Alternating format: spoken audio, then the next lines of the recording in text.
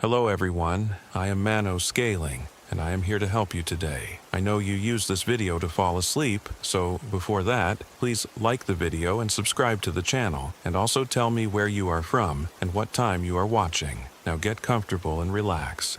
We should have never gone to the Hoh rainforest in Washington. I'm Michael Williams, I was 29 back then, and this is the story of how I lost everything. The idea came from my wife, Lisa's Instagram obsession. She'd been following this influencer called Wilderness Wanderer, who posted these incredible photos from remote camping spots across the Pacific Northwest. Every picture looked like something out of a fairy tale. Moss-covered trees, ethereal fog, crystal streams winding through cathedral groves of ancient cedar and fir.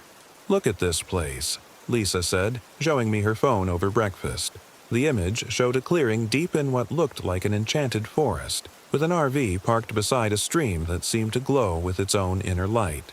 She says it's completely off-grid, no other campers for miles, just pure wilderness. I looked at the location tag. Olympic National Park, Washington. The Hoh Rainforest. "Babe, that's like a 12-hour drive," I pointed out, "and we've never done dispersed camping before." "That's exactly why we should do it," Lisa insisted. She was 27, still young enough to believe that adventure was always worth the risk. "When's the last time we did something spontaneous? Something that didn't involve checking Yelp reviews and making reservations 6 months in advance?" She had a point. Our life in Portland had become comfortable but predictable. Work, gym, dinner, Netflix, repeat. The idea of disappearing into true wilderness for a week was both terrifying and thrilling. Our friend Jake sealed the deal when Lisa showed him the photos. "Holy shit," he said, scrolling through Wilderness Wanderer's feed. "Look at these stars, and this waterfall. Dude, we have to go." Jake was single, 31, and always up for anything that might make a good story. He'd been our third wheel on camping trips since college, and his enthusiasm was infectious even when his judgment was questionable. "I don't know," I said, studying the photos more carefully. Something about them bothered me, though I couldn't put my finger on what. They were almost too perfect, too pristine. What if we get stuck out there? What if something goes wrong? "That's what makes it an adventure," Jake grinned. "Besides, this girl has been posting from there for weeks. Look, she's got detailed directions, GPS coordinates, everything. She's practically giving us a roadmap." Lisa was already on her laptop looking up RV rentals. "There's a place in Seattle that has a 4WD camper van perfect for Forest Service roads. We could leave Friday after work, spend the weekend, come back Sunday night." I should have trusted my instincts. Should have paid attention to that nagging feeling that something was off about those perfect photos. But Lisa's excitement was contagious, and Jake's enthusiasm overwhelming. And before I knew it, we were committed to what would become the worst 3 days of our lives. The drive to Washington took us through some of the most beautiful country I'd ever seen. But as we got deeper into the Olympic Peninsula, the landscape began to feel oppressive rather than inspiring. The trees grew larger and darker, their massive trunks disappearing into fog that never seemed to lift. By the time we reached the Hoh River Valley, it felt like we were driving through the bottom of a green ocean. "This is it," Lisa announced, checking her phone against the GPS coordinates a Wilderness Wanderer had provided. "Turn left at that fallen log." The road was barely more than a pair of tire ruts leading into the forest. Our rented camper van bounced and lurched over roots and rocks, branches scraping against the windows like skeletal fingers. After 20 minutes of crawling through increasingly dense woodland, we emerged into a clearing that took my breath away. It was exactly like the photos. A perfect circle of mossy ground surrounded by towering cedars, with a stream running along one edge that sparkled like liquid crystal. Shafts of sunlight filtered down through the canopy, illuminating patches of ferns and wildflowers that looked too vibrant to be real. "This is incredible," Jake breathed, already pulling out his camera. "It's like something out of Lord of the Rings." Lisa was practically bouncing with excitement. "I have to get the exact shot. Jake, can you move the van to where hers was parked?" We spent the next hour setting up our campsite and taking photos. The clearing felt almost magical, perfectly level ground for the van. A natural fire ring made of stones, even a fallen log positioned like a bench.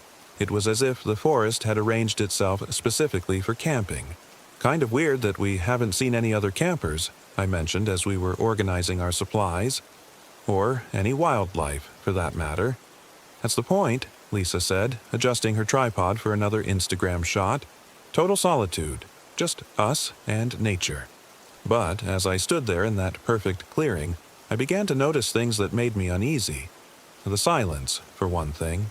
I'd camped in plenty of forests, and there were always sounds. Birds, insects, small animals moving through the underbrush. Here, there was nothing but the gentle babble of the stream and the whisper of wind in the trees. And the trees themselves seemed wrong somehow. Too uniform in their spacing, too perfect in their arrangement around the clearing. Almost like they'd been planted rather than growing naturally. "Hey," I called to Jake, who was down by the stream with his camera. "You see any fish in there?" He knelt by the water's edge and peered in. "Nope. Crystal clear, but no fish. No insects either, now that you mention it. That's weird, right? A mountain stream this pristine should be full of life." Jake shrugged. "Maybe it's too acidic or something. Runoff from volcanic soil." But I could see doubt in his eyes too. The wrongness of this place was subtle but persistent, like a song played in the wrong key.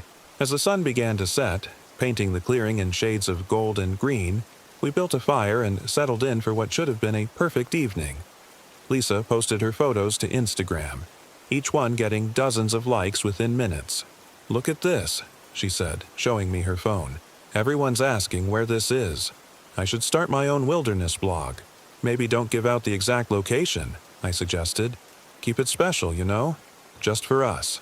But Lisa was already typing a response to one of the comments. "I'm just saying it's Olympic National Park. I'm not giving GPS coordinates or anything." That's when I noticed something that made my blood run cold. "A wilderness wanderer liked your post," the notification read. But according to Lisa's phone, the account had been inactive for 3 weeks. No new posts, no stories, no activity at all since we'd started following the directions here. "When's the last time she posted?" I asked. Lisa scrolled through the account. "Looks like 3 weeks ago. Weird. She was posting every day before that. What was her last post?" Lisa pulled it up, a photo of this exact clearing taken from this exact spot with the caption, "Found Paradise. Never want to leave. Blessed Duchar off-grid Duchawak wilderness." The comments were troubling. Friends asking if she was okay, family members saying they hadn't heard from her, someone claiming to be her sister begging her to call home. The last comment, posted just 2 days ago, was from an account called Eaton Search and Rescue Beach Olympic. "If anyone has information about Sarah Chen's whereabouts, please contact Olympic National Park Rangers immediately. She has been missing for 19 days. "We need to leave," I said quietly. "What? Why?" Lisa looked up from her phone. "We just got here." I showed her the comments on You Wilderness Wanderer's last post. Her face went pale as she read them. "Maybe she just went off-grid," Jake suggested, but his voice lacked conviction. Decided to disconnect from social media for a while. "For 3 weeks? Without telling anyone?" I shook my head. Something happened to her, and it happened here. But even as I said it, I realized how crazy it sounded. The clearing was beautiful, peaceful, seemingly safe. What could have happened to someone camping here? "Let's at least stay the night," Lisa pleaded. "We drove 12 hours to get here, and look around. It's gorgeous. Nothing bad could happen in a place like this." Against my better judgment, I agreed. We'd driven a long way, and it was already getting dark. The Forest Service roads would be treacherous to navigate in the dark, and our van wasn't equipped with proper off-road lighting. "One night," I said firmly, "first thing in the morning, we pack up and head back to Portland." As full darkness fell over the clearing, we huddled around our campfire and tried to enjoy what was supposed to be a relaxing evening. But the silence of the forest felt oppressive now, heavy with unspoken threats. Every shadow seemed to hide watching eyes. Every rustle of wind through the trees sounded like whispered warnings. "I keep feeling like we're being watched," Lisa admitted, moving her chair closer to the fire. "It's just the unfamiliar environment, Jake said, but I could see him scanning the tree line nervously. Our brains are wired to be paranoid in new places. Around midnight, we heard the first sound that wasn't wind or water. A soft rustling from the forest, like something large moving through the underbrush. We all froze, listening intently. "Bear?" Lisa whispered. "Maybe," I said, reaching for the bear spray we'd brought. Or elk. But the sound wasn't quite right for either. It was too deliberate, too careful. Like something was trying not to be heard while still making just enough noise to let us know it was there. The rustling circled our campsite slowly, staying just beyond the reach of our firelight. Whatever was out there was big. We could hear branches breaking, ferns being crushed underfoot, but it never came close enough for us to see what it was. "Should we go inside the van?" Lisa asked. "Not yet," I said, though my hand was tight on the bear spray canister. "It's probably just curious. Most wildlife will leave us alone if we don't threaten them." But the thing in the forest wasn't behaving like normal wildlife. It continued to circle us for over an hour, neither approaching nor retreating, just watching, waiting. Finally, around 2 a.m., the sound stopped.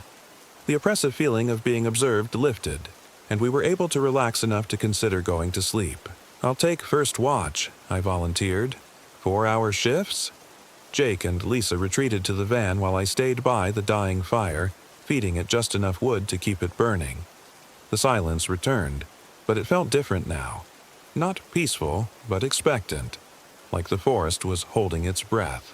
At 3:17 a.m., I heard Lisa scream.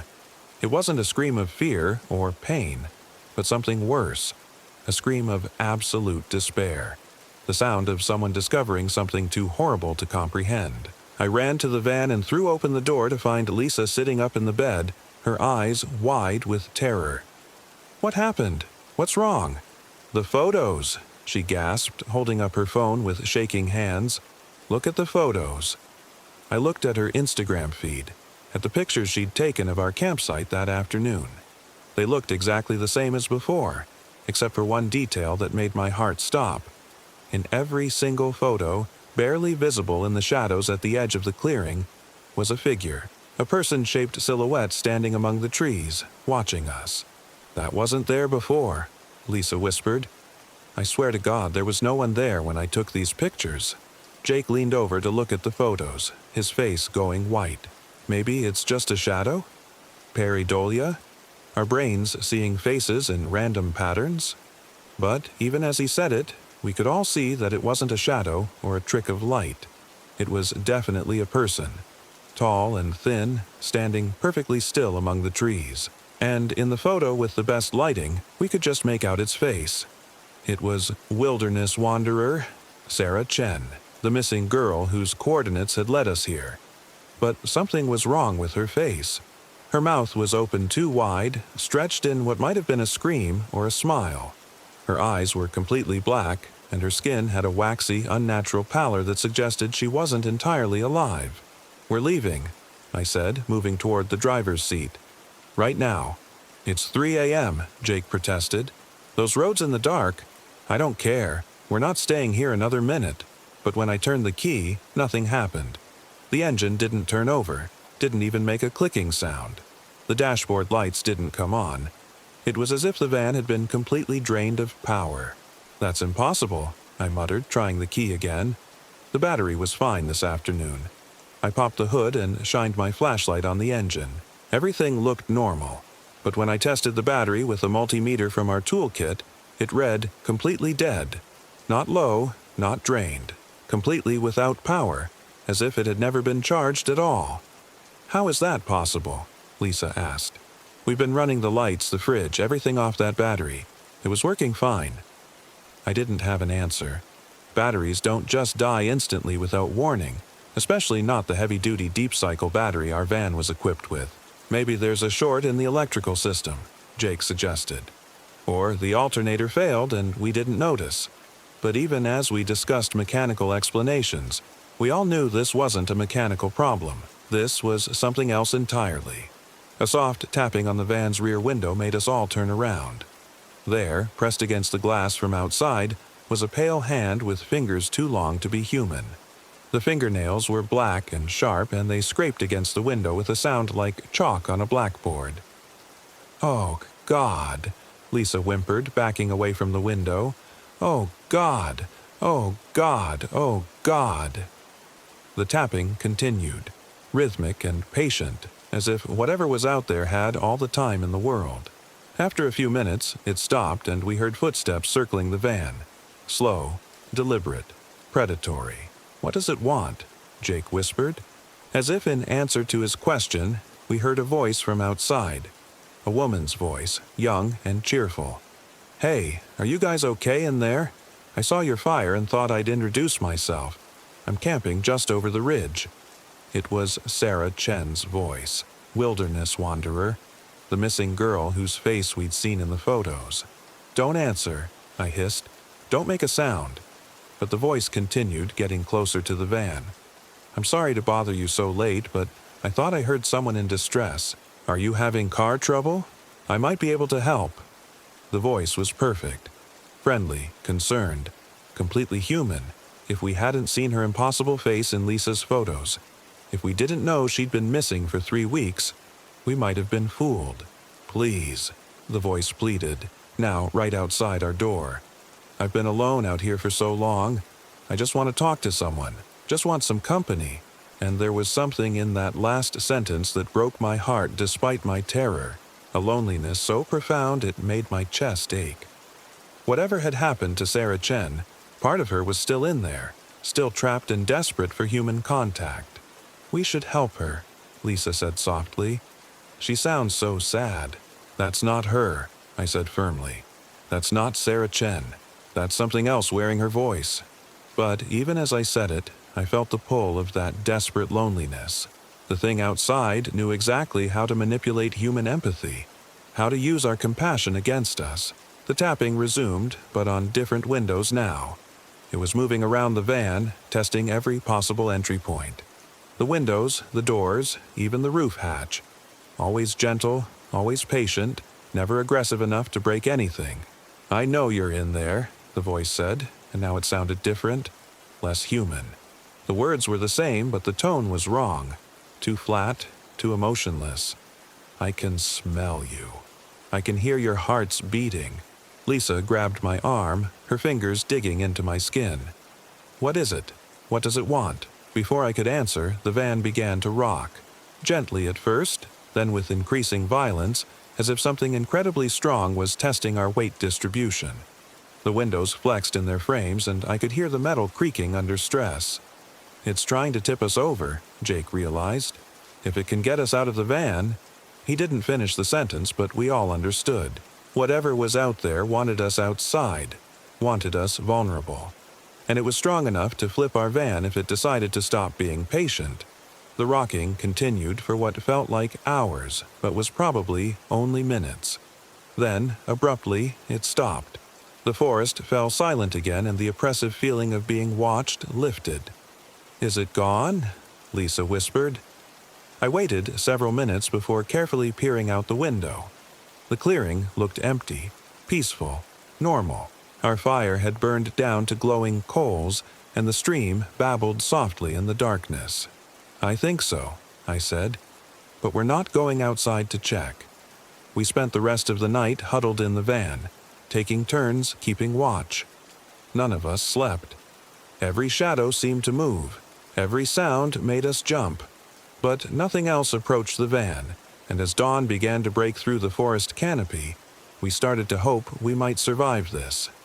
That's when we discovered what had happened to our food. Everything edible in the van was gone. Not stolen, transformed. Our bread had turned to something that looked like moldy flesh. Our fruit had withered to black, desiccated husks. Our canned goods had somehow spoiled inside their sealed containers, the contents rotted and crawling with maggots that shouldn't have been able to get inside. Even our water had changed. What had been clear mountain spring water the night before was now thick and brown, with an oily film on the surface that reflected colors that hurt to look at directly. "What the hell?" Jake stared at a can of beans that had somehow filled with writhing white grubs. This is impossible. Canned food doesn't just go bad like this. It's trying to starve us out, I realized. Whatever's out there, it wants us hungry and desperate. Wants us to come looking for food. Lisa was examining our water bottles with growing panic. All of it. Every drop. How is this possible? I looked out at the crystal-clear stream running past our campsite. It looked pure, inviting, safe, but I knew it was a trap. Whatever had corrupted our supplies wanted us to drink from that stream, wanted us to trust the forest to sustain us. We can't drink that water, I said, no matter how thirsty we get. Then what do? Jake asked. We can't survive without water, and the van still won't start. I checked the engine again, but nothing had changed. The battery was still completely dead, and I couldn't find any obvious explanation for why. Our solar panels were working.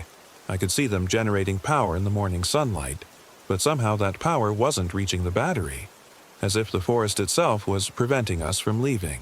Around noon, when the thirst was becoming unbearable, we heard voices in the distance. Human voices, laughing and talking as they made their way through the forest toward our clearing. "Hello," a man's voice called out. "We saw your campfire smoke. Mind if we join you?" Lisa started toward the van's door, but I caught her arm. "Wait. Listen carefully." The voices were coming closer. A man, a woman, and what sounded like 2 children. A family out for a day hike, cheerful and normal and completely, impossibly alive. But as they got closer, I began to notice problems with their conversation. They were talking about camping and hiking and the beauty of the forest, but their words repeated in subtle patterns. The same phrases, the same observations, cycling through with slight variations. "Beautiful day for a hike," the man said. "Perfect weather for camping," the woman agreed. "I love the forest," one of the children added. "So peaceful out here," said the other child. Then, a few minutes later, "Perfect day for camping," the man said. "Beautiful weather for hiking," the woman agreed. "The forest loves me," one of the children said. "So quiet out here," said the other. The words were similar enough that you might not notice the repetition unless you were listening carefully. But once you heard it, it was impossible to miss. "They're not real," I whispered to Lisa and Jake. "It's the same trick as last night, something trying to lure us out." But Lisa was staring out the window with a strange expression. "Mike," she said slowly, "look at them." I followed her gaze and saw the family emerging from the tree line. They looked completely normal. A middle-aged couple with 2 kids, maybe 8 and 10 years old. They were dressed for hiking, with backpacks and water bottles and everything you'd expect, except for their eyes. Their eyes were completely black, just like Sarah Chen's had been in the photos. "We should invite them for lunch," the woman said, looking directly at our van. "Share our food with the nice campers." "Yes," the man agreed. "Sharing is caring." "Share and care," the children said in unison. "Care and share." They arranged themselves around the cold remains of our campfire and began unpacking what looked like a picnic lunch. Sandwiches, fruit, cookies, all of it looking fresh and delicious and completely normal. "Hungry?" the woman called to us. "You must be starving by now." My stomach clenched with hunger, and I saw Jake and Lisa both swallow hard. We hadn't eaten since the night before, and the sight of real food was almost overwhelming. "It's not real," I reminded them. "It can't be real." But it looked real. It smelled real. And as the family began eating, laughing, and talking about their hike, they seemed like the most normal thing in the world.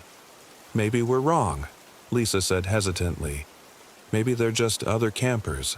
Maybe the eye thing is just the lighting, or—" One of the children looked up at her and smiled.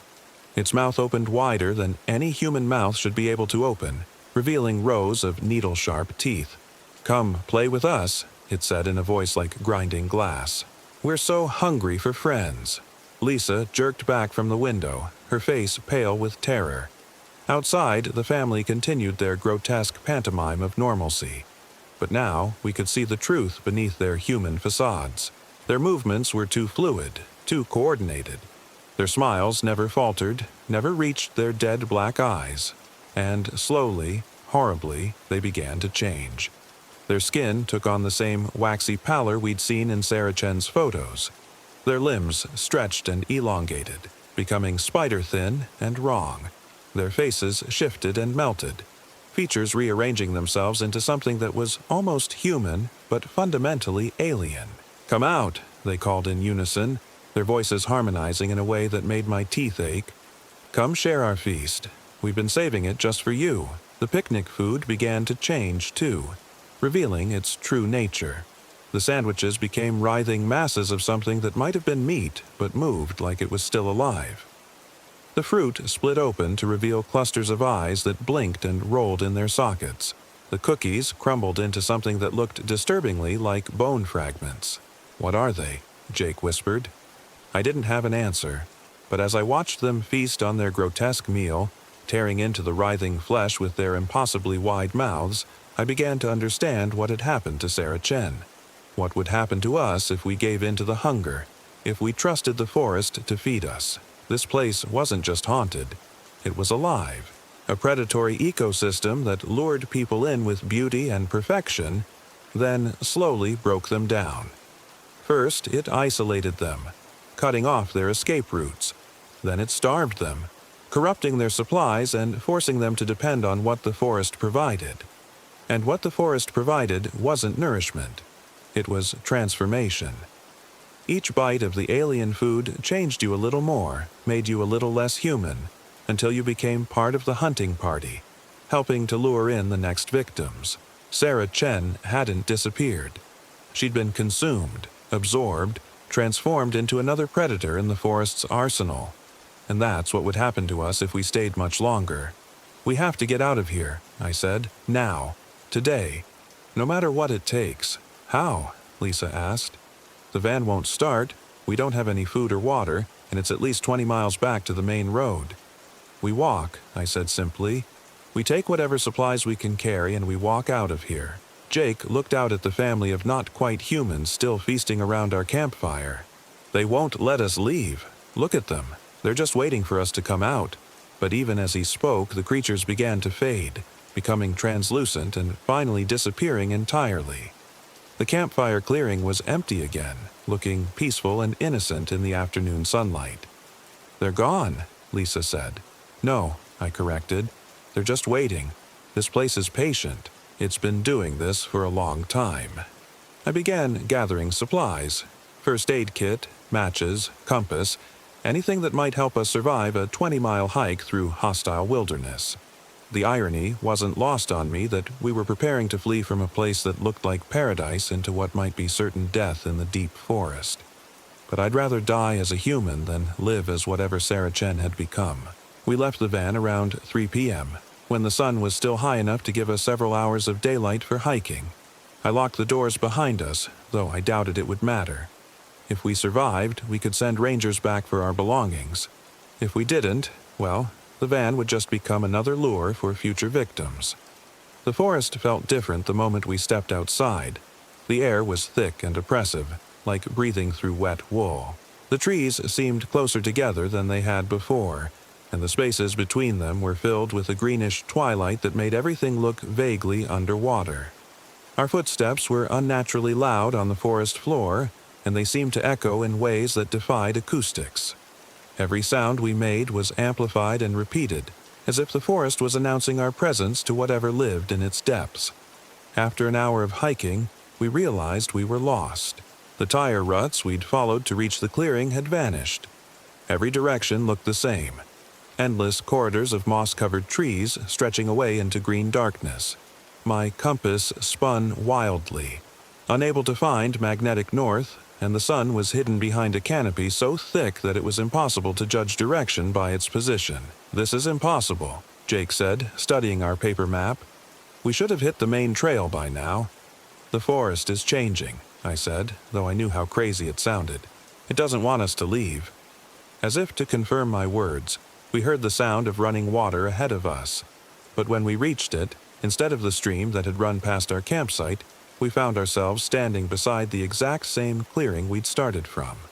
Our van was there, looking undisturbed. Our cold campfire was exactly as we'd left it. It was as if we'd never left at all. We walked in a straight line, Lisa said, panic creeping into her voice. I was watching the compass. We didn't turn around. But here we were, back where we'd started, with 3 hours of daylight wasted and no way to tell which direction would lead us out of the forest. That's when we heard the laughter. It started soft and distant, like children playing somewhere in the trees. But it got closer and louder until it surrounded us completely. Not the laughter of one child, but dozens of them, all laughing at the same joke we couldn't hear. The sound was wrong in ways I couldn't articulate. Too high, too pure, too perfectly synchronized. And underneath it, almost inaudible, was another sound. A wet, chewing noise that made my skin crawl. They're feeding, I realized. Somewhere out there they're feeding, and they think it's funny. The laughter cut off abruptly, leaving a silence so complete it felt like being trapped in a soundproof room. Then, from somewhere very close, we heard Sarah Chen's voice again. "Why are you trying to leave? Don't you like it here? It's so beautiful, so peaceful. You could stay forever." "Where are you?" Lisa called out, her voice cracking. "What do you want from us?" "I want you to be happy." Sarah's voice replied. "I want you to be fed. I want you to be part of the family." Something moved in the trees. Not quite human, not quite animal. It was tall and thin, with too many joints in its arms and legs. Its face was a shifting blur of features that might have belonged to Sarah Chen once, but had been stretched and twisted into something unrecognizable. "Look how beautiful I've become," it said, spreading its arms wide. "Look how free I am. No more hunger, no more loneliness, no more fear. Just peace and plenty forever and ever." More shapes moved in the forest around us. Dozens of them, all vaguely human but wrong in different ways. Some were too tall, some too short. Some had faces that shifted and changed like melting wax. Others had no faces at all, just smooth expanses of pale skin where features should have been. "Join us," they said in unison. "Feed with us. Hunt with us. Live forever in the Green Cathedral." The circle of creatures began to close around us, moving with that same fluid grace we'd seen before. They weren't threatening, exactly, more like relatives welcoming family members home from a long journey. But in their empty black eyes, I could see the truth. These things had once been human. Campers and hikers who had found this place and chosen to stay. Chosen to become something else rather than face the hunger and thirst and fear of trying to escape. "No," I said firmly, pulling Lisa and Jake closer to me. "We're leaving. We're human, and we're staying human." The creatures tilted their heads in unison, like dogs hearing a strange sound. "But why?" they asked. "Why choose suffering when you could choose bliss? Why choose death when you could choose eternal life?" "Because it's not life," I said. "It's something else. Something that just looks like life from the outside." The thing that had been Sarah Chen stepped closer, and for a moment its face stabilized into something almost recognizable. "I remember you," it said wonderingly. "You're the ones who found my pictures. You followed my trail here. What happened to you?" Lisa asked gently. "How did you become this?" "I got lost." Sarah's voice was dreamy, distant, lost and hungry and so very tired. And the forest took care of me, fed me, changed me, made me part of something larger and more beautiful than I ever imagined possible. "You're not beautiful," I said bluntly. "You're dead, all of you. You died in these woods, and something else is wearing your faces." The creature's expressions shifted, becoming less welcoming and more predatory. "Dead?" they said, and their voices had taken on a harmonious quality that made my bones vibrate. "We are more alive than we ever were as mere humans. We are eternal. We are perfect. We are hungry." That last word came out as a hiss, and suddenly the pretense of friendliness was gone entirely. These things weren't trying to convert us anymore. They were preparing to hunt us. "Run," I said quietly to Lisa and Jake.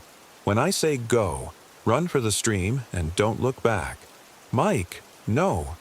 Lisa started. "Go."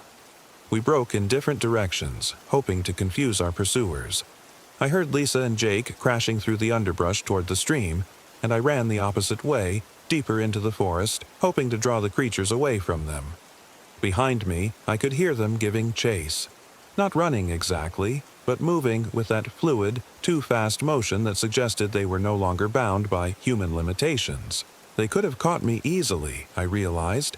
They were letting me run, enjoying the hunt. I crashed through ferns and scrambled over fallen logs, branches tearing at my clothes and face. The forest seemed to shift around me, paths appearing and disappearing, clearings opening up where none had been before. It was like running through a maze that rearranged itself with each step. After what felt like hours but was probably only minutes, I found myself in another clearing. This one was different from our campsite, smaller, more isolated, with a feeling of great age about it. Ancient stones were arranged in a rough circle covered with the same strange symbols we'd seen on the marker stone, and in the center of the circle, arranged in neat piles, were personal belongings. Backpacks, cameras, phones, camping gear, all of it old and weathered, as if it had been sitting here for years. I recognized one of the backpacks immediately. It was Sarah Chen's, the same distinctive purple color she'd featured in several of her Instagram posts. Next to it was a tent that looked like it hadn't been used in decades, and beside that, clothing and equipment that seemed to span generations of outdoor gear. This was where they brought the belongings of their victims. A trophy room for all the hikers and campers who had found this place and chosen to stay, or been forced to stay. I heard movement behind me and turned to see the creatures emerging from the tree line. They moved more cautiously now, almost reverently, as if this place held special significance for them. You found the heart, the thing that had been Sarah Chen said, the place where it all began, where the first transformation happened. What is this place? I asked, though I wasn't sure I wanted to know the answer. A thin place, Sarah's voice continued, though her face kept shifting like smoke. A place where the boundary between worlds grows weak. The forest here is old, Michael. Older than your civilization, older than your species. It remembers when the world was different, when hunger was sacred and transformation was divine. More creatures emerged from the trees, dozens of them representing decades of missing hikers. I could see traces of their original humanity in some of them. A man's hiking boots on feet that had too many joints, a woman's wedding ring on a finger that had grown into something resembling a claw. We tried to leave once, said another voice, this one coming from a creature that might have been male once. In the beginning, when we still remembered being human, but the forest called us back. It needed us, and we needed it. You don't need anything, I said, backing toward the stone circle. You're dead. You're just echoes of who you used to be. Are we? The Sarah thing tilted its head, and for a moment its features solidified into something heartbreakingly familiar. I remember my childhood. I remember my first kiss, my college graduation, the day I decided to start my travel blog. Are those memories less real because my body has changed? Yes, I said firmly, though doubt was creeping into my voice, because you're using those memories to hurt people, to lure them here so you can feed on them. Feed? The creature laughed, a sound like wind chimes made of bone. We don't feed on them, Michael. We transform them. We offer them eternity, freedom from the prison of flesh, oneness with something greater than their small human lives. By forcing them to watch their food rot? By trapping them here against their will? The transformation requires sacrifice, another creature said. This one had been a child once. I could tell by its size, though its face was a constantly shifting mass of features. Hunger opens the mind. Desperation breaks down the barriers between self and other. Fear prepares the spirit for transcendence. I realized with growing horror that they truly believed this. In their transformed state, they saw their predation as a kind of salvation. They were missionaries for something that had no name in human language, something that existed in the spaces between life and death. "Where are my friends?" I demanded. "What did you do to Lisa and Jake?" "They're safe," the Sarah thing assured me.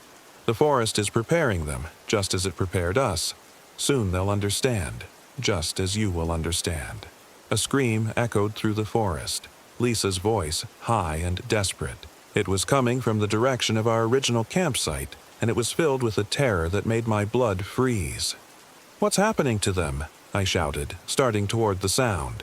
The creatures moved to block my path, but they didn't seem aggressive. More like concerned parents trying to prevent a child from making a mistake. "The hunger is taking hold," one of them explained gently. "The thirst is breaking down their resistance. Soon they'll drink from the stream, and the transformation will begin." "No." I pushed past them, and to my surprise, they let me go. "I won't let that happen." I ran through the forest, following Lisa's screams. The trees seemed to part before me, creating a clear path back to our campsite. But I knew it was a trap. The forest was letting me return because it wanted all three of us together for whatever was about to happen. I found Lisa and Jake at the edge of the stream, both of them on their knees in the mud. Jake was scooping water to his mouth with cupped hands, his face desperate with thirst. Lisa was fighting with herself, her hands reaching toward the water and then pulling back, over and over. "Don't drink it," I shouted, running toward them. "Whatever you do, don't drink the water." But Jake was already swallowing, his face relaxing with relief as the liquid hit his throat. Almost immediately, his expression began to change. The desperate thirst faded, replaced by something else, a dreamy contentment that made him look like he was under the influence of powerful drugs. "It tastes like honey," he said wonderingly, "like sunshine and flowers and everything good in the world." "Jake, spit it out." I grabbed him by the shoulders, but he was already changing. His skin was taking on that waxy pallor I'd seen in the other creatures, and his eyes were starting to darken. "Why would I spit out paradise?" he asked, and his voice had that same harmonic quality the others possessed. "Michael, you have to try this. It's incredible. I can feel myself becoming something better, something perfect." Lisa was still fighting, her hands shaking as she resisted the urge to drink. "I can't," she gasped. "Mike, I can't hold out much longer. I'm so thirsty I can barely think." I looked around desperately for some other source of water, but there was nothing. The forest had made sure of that. The only moisture available was the crystal-clear stream that promised transformation along with hydration. "There has to be another way," I said, but even as I spoke, I could see the truth in Lisa's eyes. She was dying of thirst, and the stream was the only thing that could save her life. If saving her life meant losing her humanity, was that a choice I had the right to make for her? "Drink," Jake urged, his transformation accelerating. His limbs were already beginning to elongate, and his face was starting to lose its human proportions. "Lisa, drink and join us. Join the family." "I'm sorry," Lisa whispered, and I knew she'd made her choice. She cupped her hands and dipped them into the stream. "Wait!"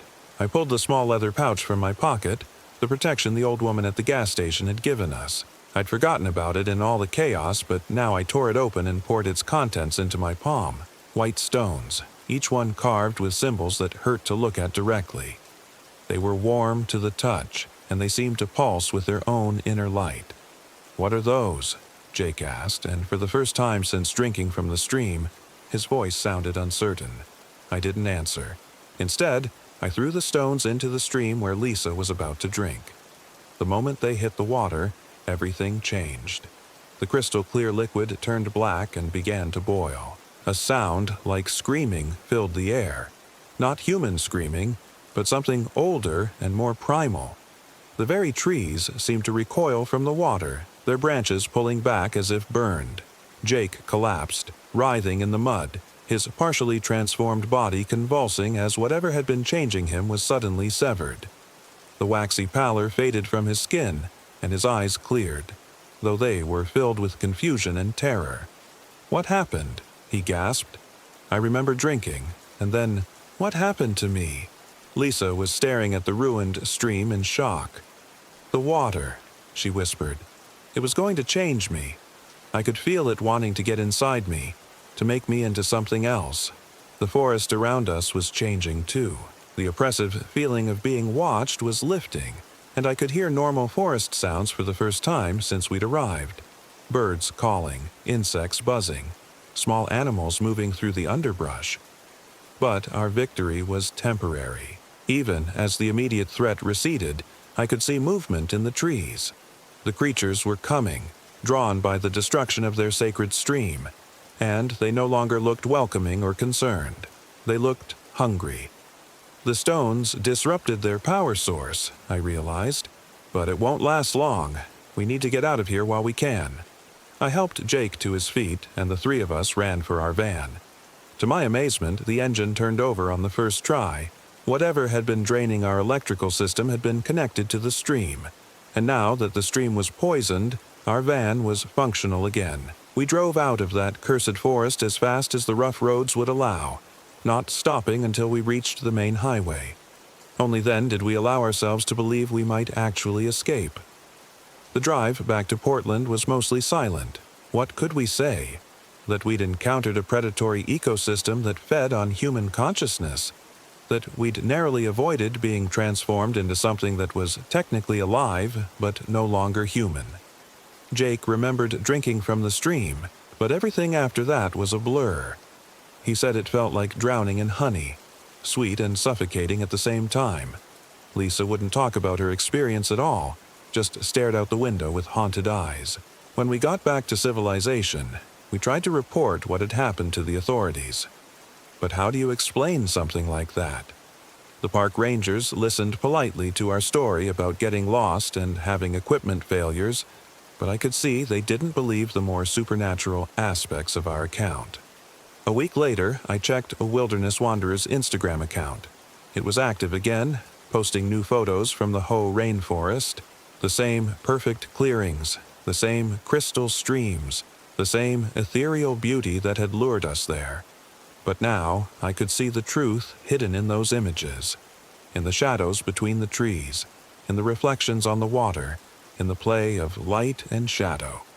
Faces. Dozens of them, all watching, all waiting for the next group of adventurous campers to follow the GPS coordinates and venture into the deep woods.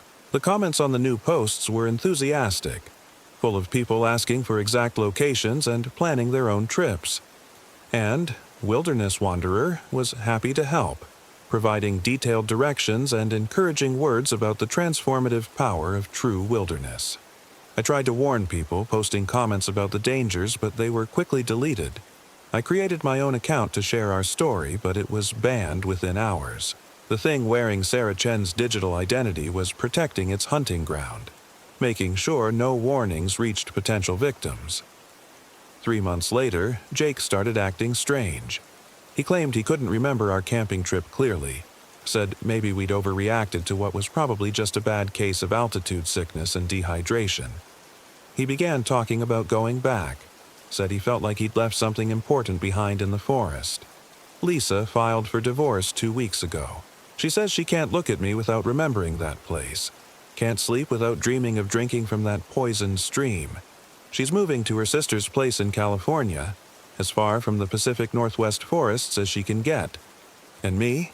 I'm writing this story, trying to warn people about what's waiting in the Hoh rainforest, trying to make sure Sarah Chen's victims don't claim any more lives, but I know it's probably futile. The forest is patient, and it's been perfecting its hunting techniques for a very long time. Every social media post, every travel blog, every enthusiastic review of hidden wilderness gems becomes part of its web. Sometimes, late at night, I dream about that clearing. I dream about the perfect piece of transformation, the end of human struggles and limitations.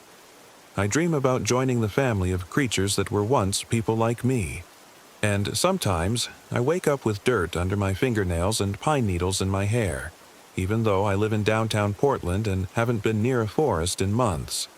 The hunger is still out there, still calling to people through perfectly crafted social media posts and GPS coordinates that lead to paradise.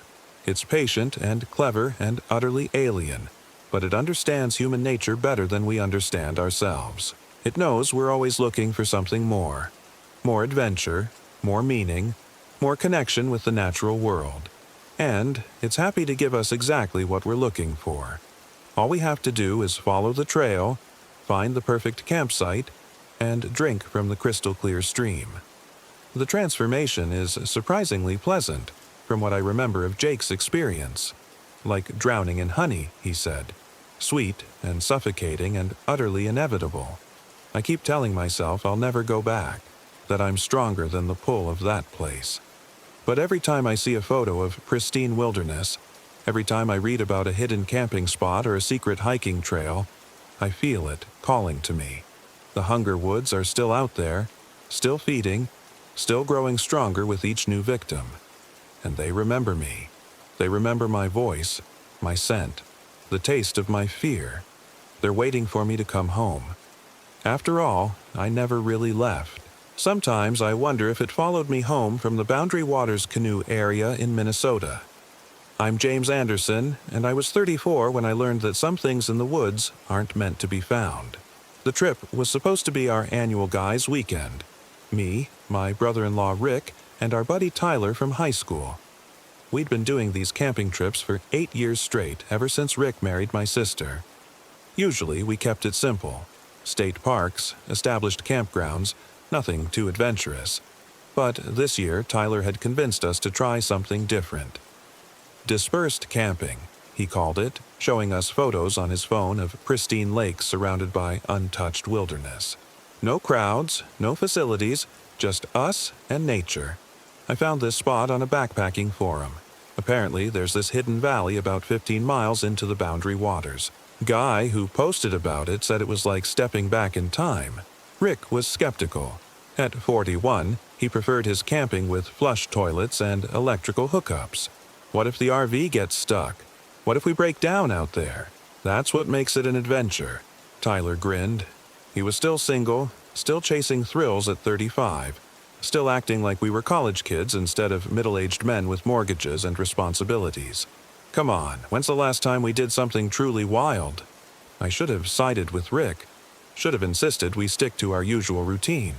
But there was something appealing about the idea of real wilderness, real solitude. My job as an insurance adjuster had been particularly stressful lately. Endless claims, angry customers, the constant pressure of corporate downsizing. The thought of disappearing into the woods for a few days, completely disconnected from emails and deadlines, was intoxicating. So we rented a smaller RV, something that could handle rougher roads, and drove north from Minneapolis. The last town we passed through was Grand Marais, a tiny fishing village on the shore of Lake Superior. We stopped for supplies and fuel, and I noticed how the locals kept staring at our RV with expressions I couldn't quite read. "You boys headed into the Boundary Waters?" asked the clerk at the gas station. She was an elderly woman with silver hair and sharp eyes that seemed to see too much. "Yeah," Tyler replied cheerfully. "Dispersed camping, getting away from it all." Her expression darkened. "How far in you planning to go?" "Pretty deep," Tyler said. "Found this spot online. Supposed to be incredible. Echo Valley, they called it." The woman's face went completely white. She grabbed Tyler's wrist across the counter, her fingers surprisingly strong. "Don't go to Echo Valley," she whispered urgently. "That place. Things happen there. Bad things. People go in and they don't come out the same." Tyler laughed nervously and pulled his hand free. "Come on, lady. It's just camping." But she wasn't finished. "My grandson went there 5 years ago with his friends. 3 boys went in. Only 2 came out." She leaned closer, her voice dropping to a whisper. "And the one who didn't make it, we found him a week later, walking along Highway 61 like nothing happened. But he wasn't right. Wouldn't talk about what happened in there. Started having these episodes. Violent episodes. Had to put him in a facility downstate." "Ma'am," Rick said gently, "I'm sure your grandson just had some kind of breakdown. The wilderness can be stressful." "You don't understand," she interrupted. "He came back different. Not just traumatized. Different. Like something else was wearing his face." An uncomfortable silence fell over the store. Tyler paid for our supplies quickly, and we headed for the door. "Wait," the woman called after us. She rummaged under the counter and pulled out a small leather pouch. "Take this. Keep it with you. And whatever you do, don't trust your own ears out there. That valley, it echoes things that shouldn't be echoed." I took the pouch without really thinking about it. It was heavy for its size, and something inside rattled when I shook it. "What's in it?" I asked. "Protection," was all she would say. The drive into the Boundary Waters took us deeper into wilderness than any of us had ever been. The paved road gave way to gravel, then to logging roads barely wide enough for our RV. Ancient pines pressed in on both sides, their branches forming a canopy so thick that even at midday, we drove through a green twilight. GPS lost signal about 10 miles back, Rick reported from the passenger seat. Hope you know where we're going, Tyler. Tyler was navigating with a combination of paper maps and compass readings, looking more confident than I felt. According to the forum post, we should see a marker stone at the next turn. Then it's another 5 miles to the valley entrance. We found the marker stone, a weathered granite boulder with strange symbols carved into its surface. They didn't look like any Native American petroglyphs I'd seen before. These were somehow more geometric, more deliberate, like someone had been trying to map something that defied normal description. Creepy, Rick muttered. You sure about this place, Tyler? But Tyler was already making the turn onto an even narrower track that wound between towering pines. Just wait until you see it, he said. According to the GPS coordinates, we're almost there. The trees began to thin as we climbed higher, and suddenly we crested a ridge and saw it spread out below us. Echo Valley. It was breathtaking. A perfect bowl carved into the earth, maybe 2 miles across with a crystal-clear lake at its center and pine-covered slopes rising on all sides. The late afternoon sun painted everything in shades of gold and green, and the only sounds were the wind in the trees and the distant call of loons. Now that, Rick said, is worth the drive. We found a level spot near the lake shore and set up camp. The RV's solar panels soaked up the remaining sunlight while we arranged our camp chairs and started a fire. Tyler broke out his fishing gear, determined to catch our dinner from the pristine lake. As the sun began to set behind the western ridge, painting the sky in brilliant oranges and purples, I felt a deep sense of peace settle over me. This was exactly what I'd needed. Complete solitude, natural beauty, and the simple pleasure of good friends and a crackling fire. Listen to that, Tyler said, casting his line into the still water. Listen to what? Rick asked. Exactly. Pure silence. When's the last time you heard absolutely nothing?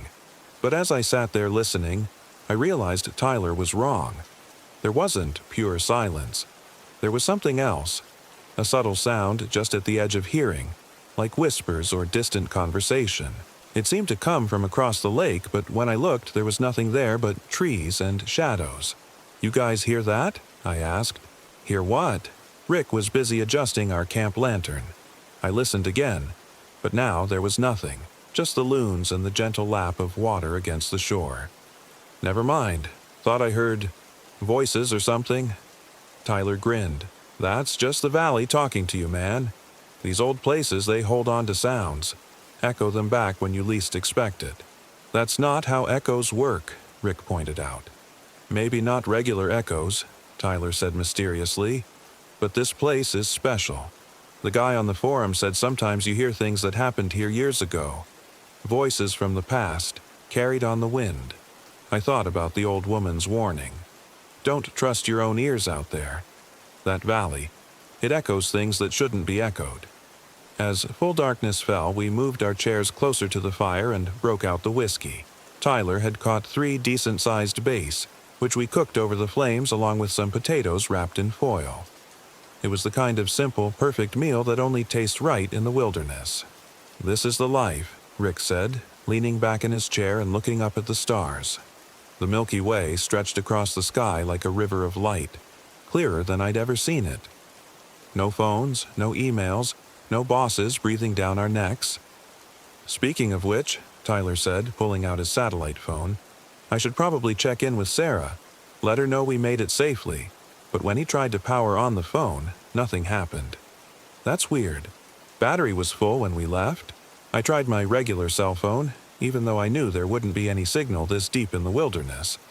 Not only was there no signal, but the phone wouldn't turn on at all. The screen stayed completely black. Mine too, Rick said, examining his phone. Dead as a doornail. Must be something in the air, Tyler mused. Maybe magnetic interference from iron deposits or something. I thought about the leather pouch the old woman had given me, still tucked in my jacket pocket. maybe I should mention it, but I didn't want to seem superstitious in front of the guys. Well, Rick said, guess we're really off the grid now. As the fire died down to glowing coals, we heard the first echo. It was Tyler's voice, clear as day, coming from across the lake. This is the life. But Tyler was sitting right next to me and his mouth wasn't moving. He'd said those exact words about an hour earlier, but now the valley was throwing them back at us, perfectly preserved. What the hell? Rick whispered. Before any of us could respond, we heard Rick's voice drift back from the darkness. Mine too, dead as a doornail. Then my own voice. You guys hear that? Okay, that's officially creepy, Tyler said, but his voice sounded nervous rather than excited. Almost immediately, we heard his words repeated back to us from the far shore. Okay, that's officially creepy. It's just an echo, Rick said, but he didn't sound convinced. Some kind of delayed acoustic phenomenon. The valley threw his words back at us a few seconds later, but distorted somehow, like they were being spoken by someone with a slightly different voice. We should go inside, I said, standing up abruptly. The leather pouch in my pocket felt warm against my chest. Come on, James, Tyler protested. It's just acoustics. Weird acoustics, but... He was interrupted by the sound of his own laughter echoing back from multiple directions. But we hadn't heard him laugh, and the laughter was wrong somehow. Too high, too long, with an edge of hysteria that made my skin crawl. We retreated to the RV and locked the door behind us, though what good a locked door would do against sound, I couldn't say. The echoes continued outside, fragments of our conversation, pieces of sentences, words we'd spoken hours earlier, all mixed together into a surreal audio collage. Maybe we should leave, Rick suggested. Drive back to Grand Marais tonight. In the dark. Tyler shook his head. That road was barely passable in daylight. Besides, it's just sound. It can't hurt us. But even as he said it, the echoes outside were changing. Now we were hearing voices we didn't recognize. Other campers, maybe, who had been here before us. A woman crying. A child calling for help. An old man speaking what sounded like a prayer in a language I didn't understand. How long do you think people have been camping here? I asked quietly. Probably decades, Tyler replied. Maybe longer. The Native Americans used to travel these waterways for centuries. The child's voice came again, closer this time, right outside our window. Please help me. I'm lost. I can't find my way home. Rick moved toward the door. That's a real kid. We have to... I grabbed his arm.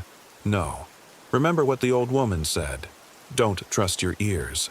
But what if it's real? Rick's face was anguished. What if there's actually a lost child out there? The crying intensified, moving around the RV like whatever was making it was circling us. But there was something wrong with the sound. It was too clear, too perfectly preserved, like a recording rather than a live voice. Listen, I said urgently. Really listen. When have you ever heard a child's voice carry that clearly across water? When have you ever heard crying that doesn't fade in and out with distance? As if responding to my words, the crying stopped abruptly.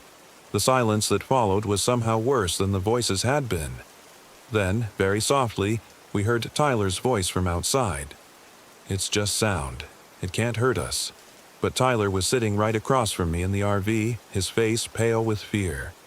I didn't say anything, he whispered. The voice came again, still in Tyler's tone but with subtle differences. The wrong emphasis on certain words, a slightly different cadence. Come outside, James. Come see what we found. That wasn't me, Tyler said, his voice cracking. I swear to God, that wasn't me. My own voice drifted in through the windows. We should go inside. Then Rick's. What if it's real? Then mine again. Don't trust your ears. It was like the valley was taking our words, storing them, and then playing them back in new combinations. But why? And more importantly, what was the purpose? We huddled in the RV all night listening to the echo show outside. Hours of conversation from dozens of different voices, all layered together into a cacophony of human sound. Some of it was recent, things we'd said that very day, but some of it was clearly much older. I heard voices with accents I couldn't place, speaking English with archaic phrasing that suggested they were from decades ago. Toward dawn, something changed. The random echoes began to organize themselves into something more coherent. Conversations that made sense, even though they were constructed from fragments spoken by different people at different times. A woman's voice. "We should never have come here." A man's voice. "It's too late now." A child's voice. "They're in the trees." Another man. "God, help us all." The voices were building a narrative, telling a story of people who had come to this valley and encountered something terrible. And slowly, horrifyingly, I realized that some of the voices in this ghost conversation were ours. My own voice. "Don't trust your ears." Rick's voice. "Dead as a doornail." Tyler's voice. "Come outside." We were being woven into the valley's story, our words becoming part of whatever warning or lure it was constructing for the next visitors.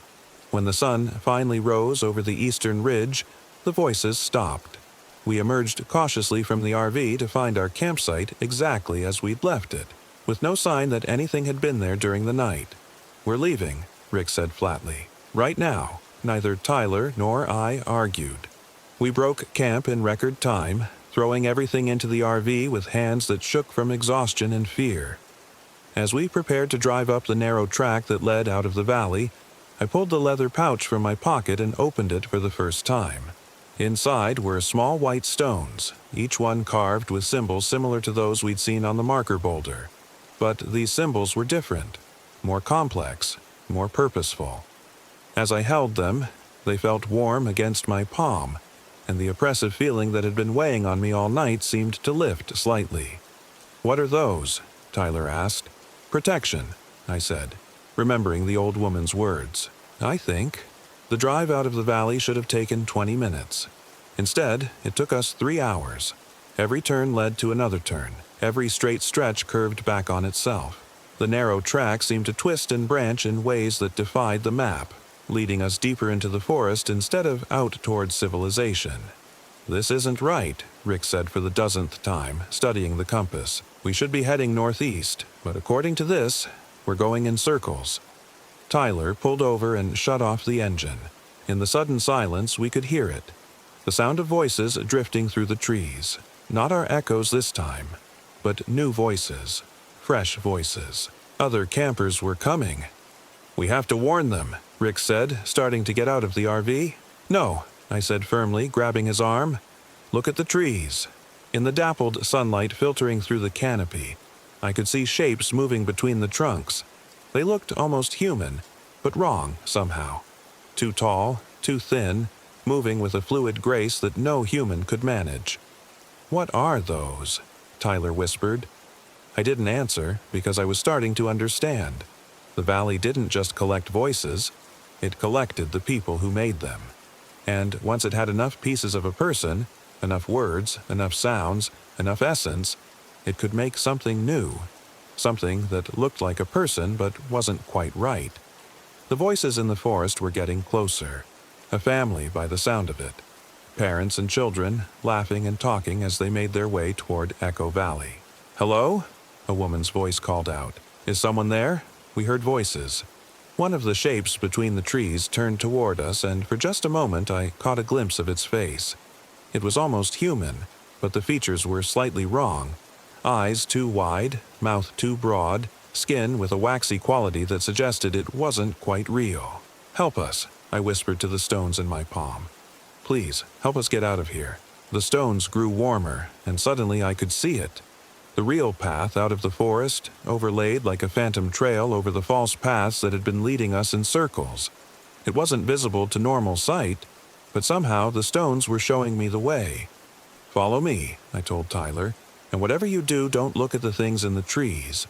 We drove slowly along the phantom path, weaving between trees that shouldn't have been passable for an RV, following a route that existed in some other dimension but was solid enough for our wheels. Behind us, I could hear the family still calling out, asking if we needed help, their voices growing more insistent as we drove away. But I didn't look back. I couldn't, because I was afraid of what I might see. Afraid that the family calling to us wasn't real.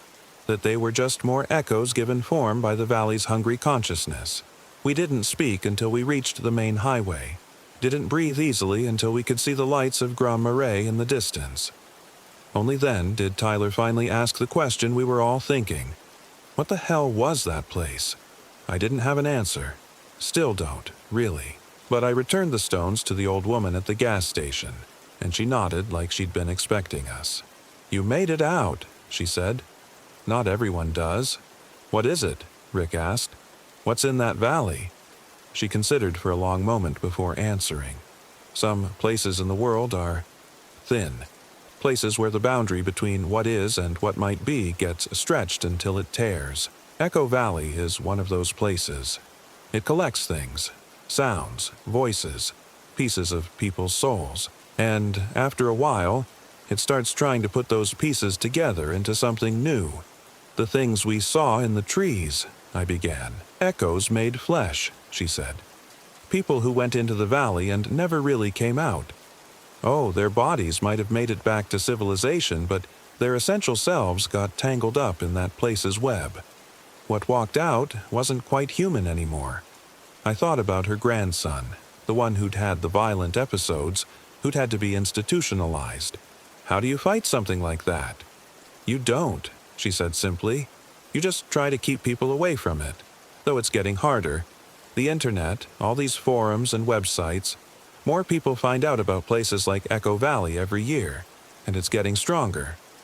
We drove back to Minneapolis in relative silence, each of us lost in our own thoughts. We never talked about what happened in the valley, never tried to explain it to our wives or friends. What would we say? That we'd encountered some kind of supernatural phenomenon? That an entire valley in the Boundary Waters was haunted by the echoes of everyone who'd ever been there? But over the next few weeks, I started noticing things. Small things at first, words that came out of my mouth in the wrong order, as if someone else was editing my speech. Conversations where I'd say something and people would look at me strangely, like I'd said something completely different from what I'd intended. Then Rick started calling me at odd hours, his voice flat and emotionless, asking if I remembered what we'd talked about in the valley. When I'd tell him we hadn't really talked much, he'd hang up without another word. Tyler was the worst. He became obsessed with the valley, spending hours online researching similar phenomena, collecting stories from other people who claimed to have encountered places where reality bent and twisted. He started talking about going back, about bringing recording equipment to document what was happening there. "We have to study it," he'd say, his eyes bright with an intensity that reminded me uncomfortably of the things we'd seen between the trees. Think about what we could learn. Think about what it could teach us about consciousness, about the nature of identity itself. I tried to talk him out of it, but he wouldn't listen. He was planning another trip, had already found 3 other people online who wanted to explore Echo Valley's acoustic anomalies. That was 6 months ago. Tyler and his new friends went back to the valley in early spring, when the ice was just starting to break up on the lakes. They had professional recording equipment, cameras, sensors to measure electromagnetic fields and temperature fluctuations. Tyler came back alone after a week, walking along Highway 61 just like the old woman's grandson had. The authorities found him wandering near Grand Marais, confused and disoriented, claiming he'd been camping by himself the whole time. He had no memory of the other 3 people who'd gone with him. As far as he was concerned, they'd never existed. But I remember them.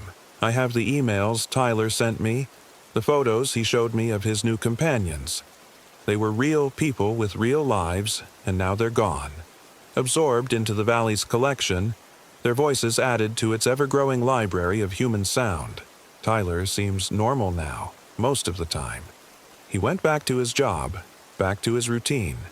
But sometimes when we're talking, I catch something in his voice, a slight echo, a doubling that makes it sound like 2 people speaking in perfect unison. And his eyes, they're the same color as always, but there's something behind them that wasn't there before.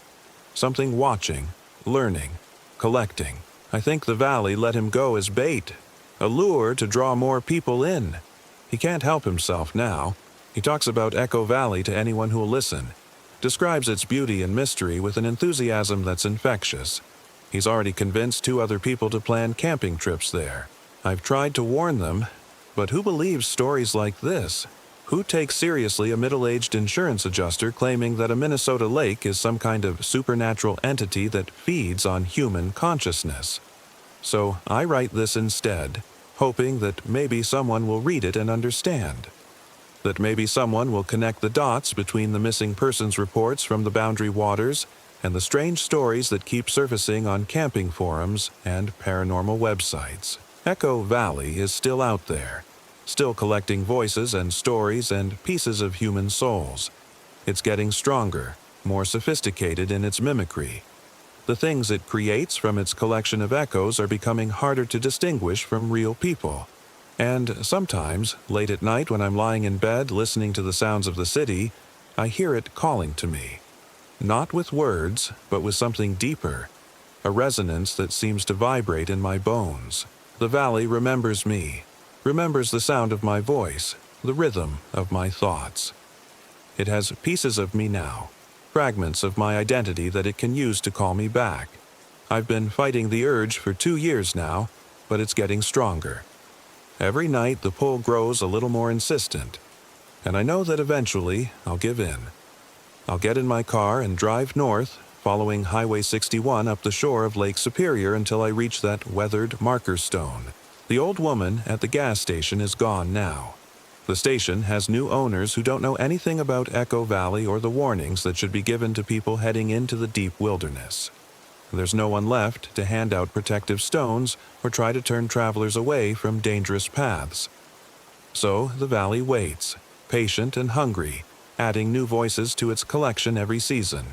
And somewhere in its depths, Tyler's companions are still there. Not dead, but not alive either. Transformed into something that can speak with human voices but has forgotten what it means to be human. I know this because sometimes, on very quiet nights, I can hear them calling to me across the vast distance between Minneapolis and the Boundary Waters.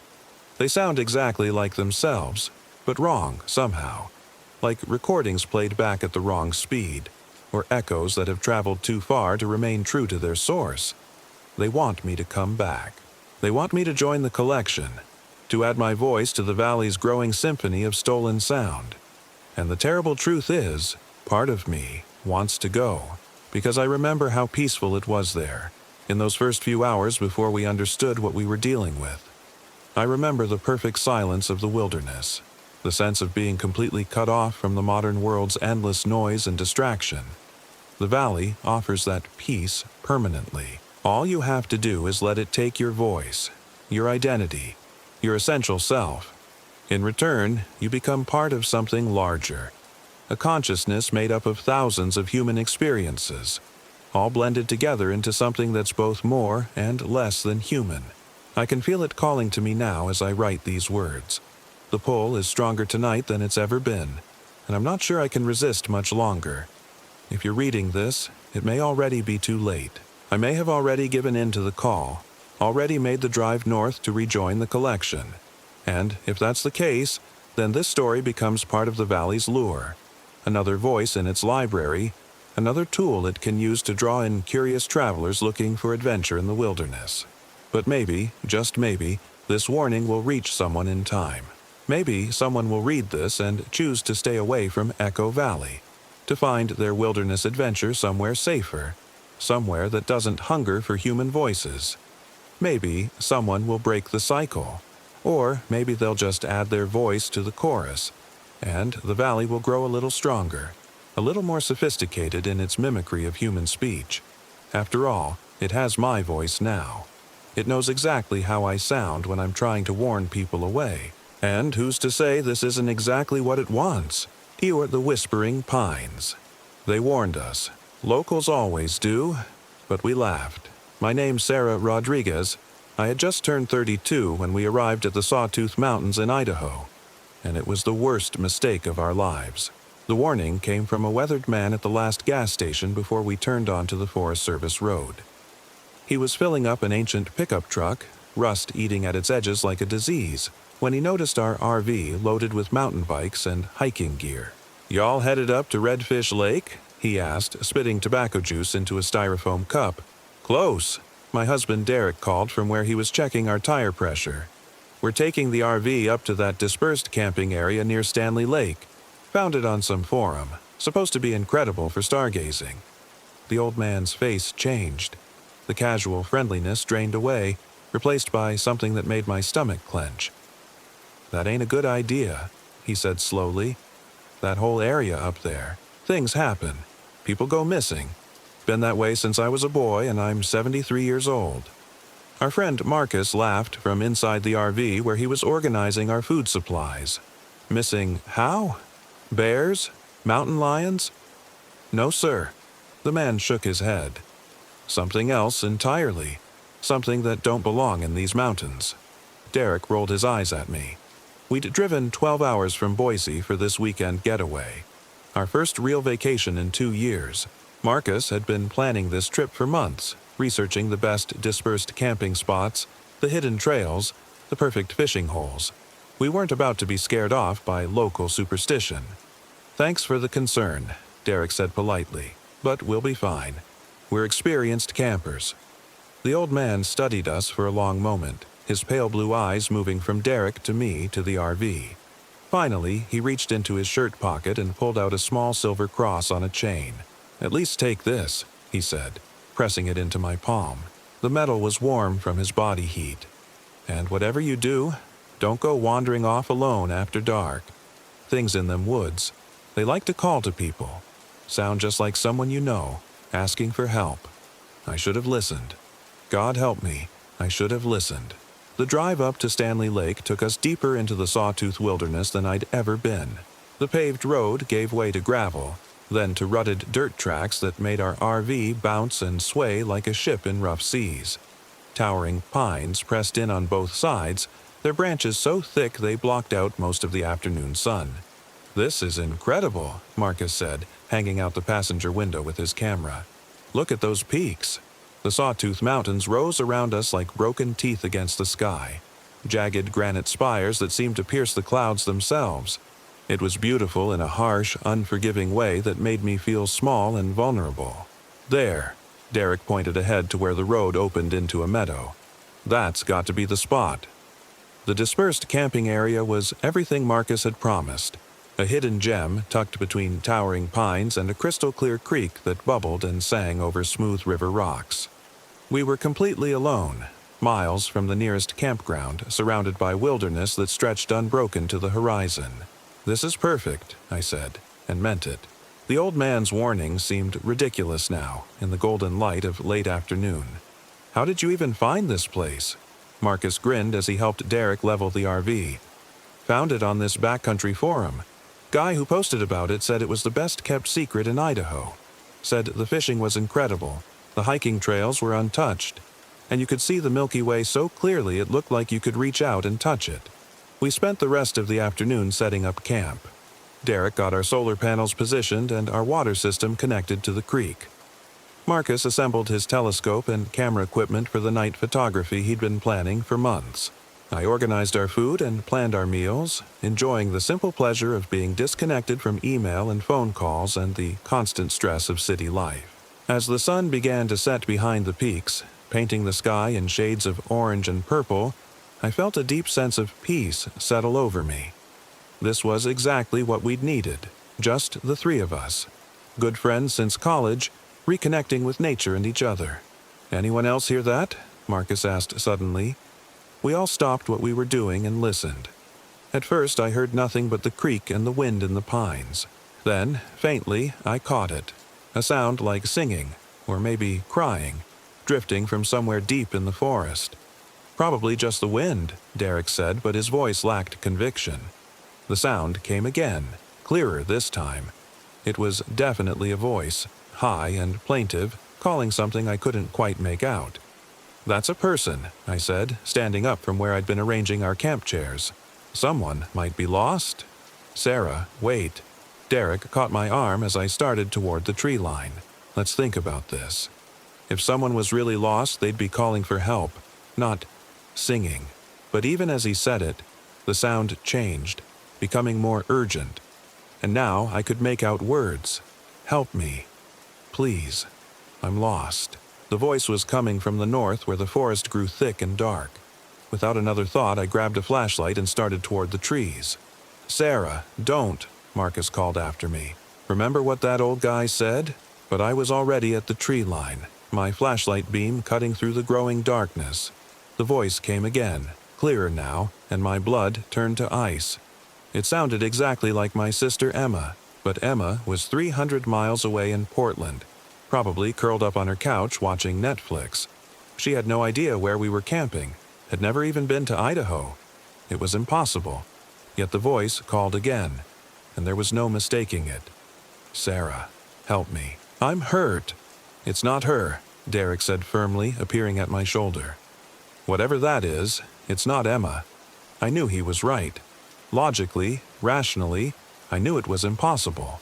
But the voice was so perfect, so exactly like Emma's scared whisper when she'd had nightmares as a child, that every protective instinct I had was screaming at me to run into those woods. "Sarah, please." The voice was moving now, circling around us through the trees. "Don't leave me here." Marcus appeared on my other side, his face pale in the flashlight's glow. "We need to get back to the RV. Now." The three of us backed away from the tree line, keeping our lights trained on the darkness between the pines. The voice followed us, always just out of sight, begging and pleading in Emma's voice for help that I couldn't give.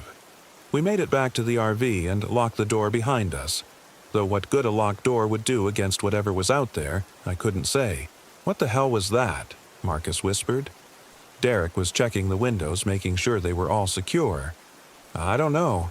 But that old man was right about one thing. It sounded exactly like someone we knew." I sat down heavily on the RV's small couch, my hands shaking as I pulled out my phone. No signal, of course. We were too deep in the mountains for cell service. The voice had stopped calling, but somehow that was worse than the constant pleading. Now the forest was silent except for the creak and the wind, and that silence felt heavy and watching. "Maybe we should leave," I said quietly. "Pack up and go back to one of the developed campgrounds." "In the dark?" Derek shook his head. "That road was rough enough in daylight. Besides, it's probably just some kind of echo effect. Sound carries weird in the mountains." But even as he said it, none of us believed it. That voice had been too clear, too perfect, too specifically targeted at me. Whatever was out there knew about Emma, knew exactly what would make me want to run into those woods. We decided to stay put for the night, taking turns keeping watch. I took the first shift, sitting by the window with a flashlight and a can of bear spray, staring out at the dark wall of trees. At 2:17 a.m. the voices started again. This time, it wasn't just Emma. Derek's father called from the woods using Derek's childhood nickname. Marcus's ex-girlfriend Jenny whispered his name from somewhere near the creek.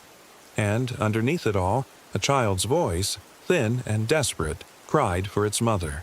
"Don't listen," Derek said through gritted teeth. He was sitting with his back against the door, hands pressed over his ears. "Whatever you do, don't listen." But it was impossible not to hear them. The voices seemed to come from everywhere at once, surrounding the RV, calling to us with perfect imitations of people we loved. They knew things they shouldn't know, intimate details, private jokes, pet names that only family would use. The child's voice was the worst.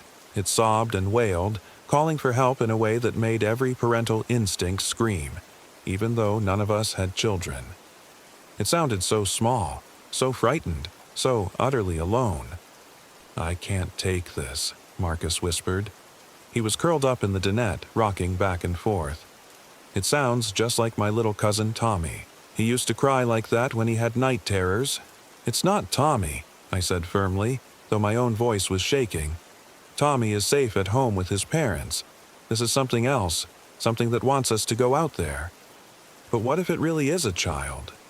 Marcus's eyes were wide and desperate. "What if there really is a lost kid out there, and we're just sitting here while—" The child's voice cut through his words, closer now, right outside our window. "Please, I'm so scared. My mommy's gone. Please help me." Marcus lunged for the door. Derek and I both grabbed him, wrestling him back from the handle. "It's not real," Derek shouted over the crying.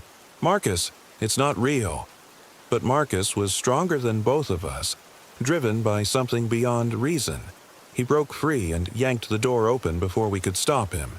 The crying stopped instantly. The forest was silent, dark, empty. No child, no voices, nothing but the endless wall of pines and the sound of our own ragged breathing. "See," Marcus said, his voice breaking. "There's nothing there. It was just—" Something moved in the trees. It was tall, much taller than a person, and it moved wrong. Too fluid, like it had too many joints. In the split second before Derek slammed the door and killed our interior lights, I saw pale skin stretched over impossible angles, and eyes that reflected our flashlight beams like an animal's. We huddled in the dark RV, listening to something walk around us in the dirt outside. Its footsteps were soft, but wrong, like it was walking on feet that weren't quite the right shape. It circled us 3 times, then stopped right outside the door. The handle turned. We hadn't locked it behind Marcus. The door swung open slowly, and cold mountain air flowed into the RV carrying the smell of pine and something else. Something rotten and sweet like flowers left too long in water. A shadow filled the doorway, too tall to be human, and when it spoke, it used my voice. "Why won't you help me? I'm lost and scared, and you won't even try to find me." Derek fumbled for the door, slamming it shut and throwing the deadbolt. The shadow moved away from the door, but we could hear it circling again, testing windows, looking for another way in. "What does it want?" I whispered. As if in answer, my own voice spoke from right outside the window next to my head. "I want you to come home with me, Sarah. Down in the dark, where it's safe." We spent the rest of the night barricaded in the RV, listening to that thing circle us and call to us in our own voices. It seemed to know everything about us. Our fears, our relationships, our deepest vulnerabilities. It spoke of childhood memories I'd never shared with anyone, whispered secrets I'd never told. When dawn finally came, the voices stopped. The oppressive feeling of being watched lifted like fog burning off in the morning sun. We emerged cautiously from the RV to find the campsite exactly as we'd left it, with no sign that anything had been there at all, except for the footprints. They circled the RV in a perfect ring, but they weren't quite human. Too long, too narrow, with what looked like claw marks at the tips. And they were deep. Whatever had made them was heavy, much heavier than a person. "We're leaving," Derek said. His face was gray with exhaustion and fear. "Right now," none of us argued. We broke camp in record time, throwing everything into the RV with shaking hands. I kept expecting to hear the voices start again, but the forest remained silent, watching us with what felt like malevolent patience. The drive down the mountain was a nightmare. Our GPS couldn't get a signal, and the Forest Service roads all looked the same, endless tunnels of pine trees that seemed to stretch in every direction. We should have reached the main road in an hour, but after 3 hours of driving, we were still surrounded by wilderness. "This isn't right," Marcus said, studying the paper map with growing panic. "We should have hit Highway 75 by now. We should be able to see the lake."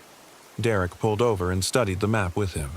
I could see the fear in his eyes as he traced our route with his finger. "We've been driving in circles," he said quietly. "Look at these landmarks. We passed that rock formation twice. And that dead tree. We've seen it 3 times now." I looked around at the forest, pressing in on all sides. The trees seemed closer than before, their branches reaching over the road like grasping fingers. And now that I was paying attention, I realized something that made my blood run cold. There were no sounds, no birds, no insects, no wind in the trees. The forest was completely, unnaturally silent. "The voices are back," Marcus whispered. I listened and heard them, distant at first but growing closer. Multiple voices calling from the trees, using our names, begging us to stop the RV and come into the woods. They sounded like our families, our friends, everyone we'd ever loved. Derek gunned the engine, taking the curves too fast, desperate to get away from those impossible voices. But no matter how fast we drove or which turns we took, we couldn't escape the forest. Every road led deeper into the wilderness, and the voices grew louder and more insistent. Then, just as I was beginning to think we'd never escape, we rounded a bend and saw it. The gas station where we'd stopped the day before. The same weathered building, the same rusty pickup truck parked outside. Derek pulled up to the pumps and we sat there for a moment in stunned silence. We'd done it. We'd escaped whatever nightmare we'd stumbled into up in those mountains. The old man emerged from the station, moving slowly toward our RV. His pale blue eyes found mine through the windshield and he nodded once, as if he'd been expecting us. "Y'all look like you've seen something up there," he said when Derek rolled down the window. "What was it?" I asked, my voice barely above a whisper. "What's in those woods?" The old man spat into his cup and looked back toward the mountains. "Been trying to figure that out my whole life. Lost my brother to it when I was 12. Lost my best friend when I was 25. Thing is, they always come back eventually." "Come back?" Marcus leaned forward. "What do you mean?" "Usually takes a few days, sometimes a week. They walk down out of the mountains looking just like they always did. But they ain't the same. Something's different about them. Something in the eyes." A chill ran down my spine. "Different how?" "Hard to say exactly. They talk the same, act the same, remember all the right things. But there's something missing. Something that used to be there that ain't there no more." He looked directly at me. "You still got that cross I gave you?" I reached into my pocket and pulled out the silver chain. The cross was black now, tarnished so badly it looked like it had been burned. The old man nodded grimly.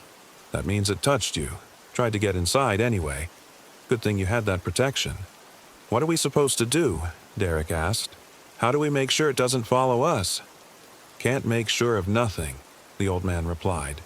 "All you can do is watch each other. Pay attention. If something seems off about one of your friends in the next few days, trust your instincts." We bought gas and supplies and drove straight back to Boise, hardly speaking during the 6-hour trip. Each of us was lost in our own thoughts, trying to process what we'd experienced. By the time we reached the city, it was easy to convince ourselves that we'd imagined most of it.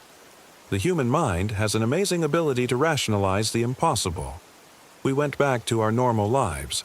Derek returned to his job at the architecture firm. Marcus went back to teaching high school biology. I returned to my work at the nonprofit, dealing with the familiar stress of grant applications and board meetings. For a few days, everything seemed normal. Then Marcus stopped answering his phone. I tried calling him on Wednesday, then again on Thursday. When he didn't show up for our weekly coffee date on Friday, Derek and I drove to his apartment. His landlord let us in with a spare key, worried because Marcus hadn't been to work in 3 days. The apartment was spotless. Too spotless. Marcus was naturally messy, the kind of person who left books and papers scattered everywhere, whose kitchen sink was always full of dishes. But now everything was perfectly organized, arranged with an almost obsessive precision that was completely unlike him. "Marcus," I called out, "are you here?" He emerged from the bedroom, and at first glance he looked completely normal. Same brown hair, same kind eyes behind wire-rimmed glasses, same slight smile. But something was wrong, something so subtle I couldn't put my finger on it. "Hey guys," he said. "Sorry I missed coffee. I've been reorganizing." "You missed work too," Derek pointed out. "Your principal called the school district. They were about to file a missing person report." Marcus blinked slowly like he was processing this information from a great distance. "Work. Yes, I should probably go back to work." I studied his face, trying to identify what was bothering me. He looked like Marcus, sounded like Marcus, but "How are you feeling?" I asked. "After what happened up in the mountains?" "Fine," he said immediately. "It was just our imagination. Stress and altitude and too much camping food. Nothing happened up there. But I remembered Marcus in the RV, terrified and shaking, wrestling with us to get to that crying child. This Marcus showed no signs of trauma, no indication that anything unusual had happened at all. "Do you remember the voices?" Derek asked carefully. Marcus tilted his head, and for just a moment his expression was completely blank. Then the familiar smile returned. "What voices? You mean the wind in the trees?" Derek and I exchanged glances. The Marcus we knew would never dismiss what we'd experienced so casually. He'd want to research it, to understand it, to find logical explanations. He wouldn't just pretend it hadn't happened. "We should go," I said, backing toward the door. "Let Marcus get some rest." "Yes," Marcus agreed, still wearing that strange, empty smile. "I need to rest and reorganize. Everything needs to be in its proper place." We left him there in his unnaturally clean apartment, and I knew with horrible certainty that whatever had come down out of those mountains wearing Marcus's face, it wasn't our friend. That night, Derek and I sat in my kitchen, trying to figure out what to do. Call the police. And tell them what? That our friend was acting too organized? Report him to the psychiatric hold authorities? Based on what evidence? "Maybe the old man was wrong," Derek said, but he didn't sound convinced. "Maybe Marcus is just processing the trauma differently than we are." I wanted to believe that, but I kept thinking about Marcus's eyes, how they'd looked right at me without really seeing me, like I was just another object to be categorized and put in its proper place. My phone rang at 3:17 a.m. "Sarah." It was Marcus's voice, but wrong somehow. Too flat, too emotionless. "I think you should come over. I found something you need to see." "Marcus, what's wrong? You sound strange." "Nothing's wrong. Everything is perfect now. Everything is in its proper place. Come over, Sarah. Come now." The line went dead. I called Derek immediately. "Don't go to Marcus's apartment," I said as soon as he answered. "Something's wrong. Really wrong." But Derek was already getting dressed. "I have to check on him, Sarah. What if he's having some kind of breakdown? Then we call 911. We don't go over there alone." But Derek had already hung up. I tried calling him back, but it went straight to voicemail. Cursing, I threw on clothes and drove to Marcus's apartment building, my heart pounding with a fear I couldn't quite name.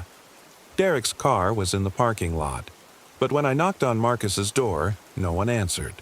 I tried the handle and found it unlocked. The apartment was even more sterile than before. Every book had been removed from the shelves and stacked in perfect piles on the floor. Every piece of furniture had been pushed against the walls, creating a large, empty space in the center of the living room. And in that empty space, Derek sat cross-legged on the floor, staring at nothing with the same blank expression I'd seen on Marcus. "Derek," I whispered. He turned toward me slowly, and when he smiled, it was Marcus's empty smile on Derek's face. "Sarah," he said in Derek's voice, but with Marcus's too precise diction. "You came. Good. Everything will be in its proper place now." I backed toward the door, but it slammed shut before I could reach it. Marcus stepped out of the kitchen, moving with that same fluid, wrong motion I'd seen in the forest. "Don't be afraid," he said in his flat, emotionless voice. "It doesn't hurt. You just go to sleep, and when you wake up, everything makes sense. Everything has its proper place." "Where are my friends?" I demanded. "What did you do with them?" "They're right here," Marcus said, gesturing to Derek. "He's perfect now, just like me, just like you're going to be." Derek stood up smoothly, too smoothly, like he was being pulled by invisible strings. When he looked at me, there was nothing behind his eyes.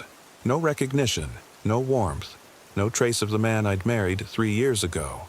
"It's better this way, Sarah," he said in his own voice. "No more confusion, no more fear, just purpose." I fumbled for the door handle, but my hands were shaking too badly to work the lock. Behind me, I could hear them moving closer, their footsteps perfectly synchronized. "The old man was wrong about one thing," Marcus said conversationally. "We don't just mimic the people we take, we become them. We have all their memories, all their knowledge, all their relationships. No one will ever know the difference." "Except you'll know," I said, finally getting the lock to turn. "Deep down, you'll always know you're not really them." Marcus tilted his head, considering this. "Will we? Or will that knowledge fade too, until we really believe we're human?" I yanked the door open and ran. Behind me, I heard Derek's voice call out, "Sarah, wait! Don't leave me!" But it wasn't Derek anymore. It was just a thing wearing his face, speaking with his voice, trying to use our love against me the same way the voices in the forest had tried to use my love for Emma. I made it to my car and drove straight to the police station. But what could I tell them? That my husband and best friend had been replaced by alien duplicates? that something from the mountains was wearing their faces. In the end, I told them Derek and Marcus were missing, possibly suffering from some kind of psychotic break related to a traumatic camping experience. The police went to Marcus's apartment and found it empty, with no sign of struggle. Derek's car was gone from the parking lot. They opened a missing persons case, but without evidence of foul play, there wasn't much they could do. People disappear in the wilderness all the time, they told me. Sometimes they come back changed by the experience. Sometimes they don't come back at all. I knew they'd return eventually. The old man had said they always did. They'd show up at my door or my workplace looking exactly like Derek and Marcus, with all the right memories and all the right words. They'd be hurt and confused about why I was treating them strangely. They'd have perfectly reasonable explanations for their disappearance. And maybe, after enough time passed, I'd start to believe them. Maybe I'd convince myself that I'd imagined the wrongness in their eyes, the emptiness behind their smiles.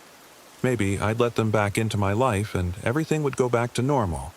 But I'd always know. Deep down, in the part of my mind that remembered the voices in the forest and the thing that had circled our RV in the darkness, I'd always know. They came back on a Tuesday morning, exactly 1 week after our camping trip.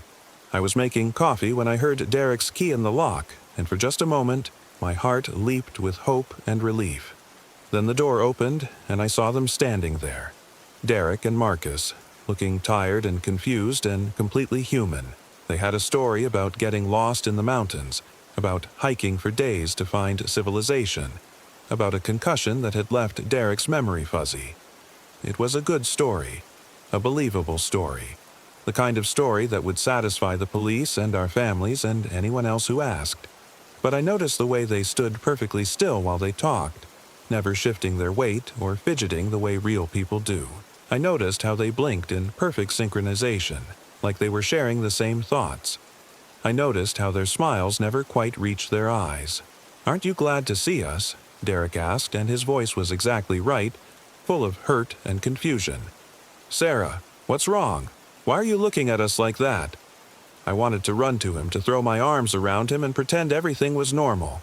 But I remembered the old man's warning about trusting my instincts, and every instinct I had was screaming that these things were not my husband and best friend. "I'm glad you're safe," I said carefully, "but I think you should see a doctor. Make sure you don't have any lingering effects from that head injury." They agreed, of course. They were very reasonable, very concerned about their health. They went to the emergency room and passed every test the doctors could think of. Neurologically, physically, mentally, they were completely normal.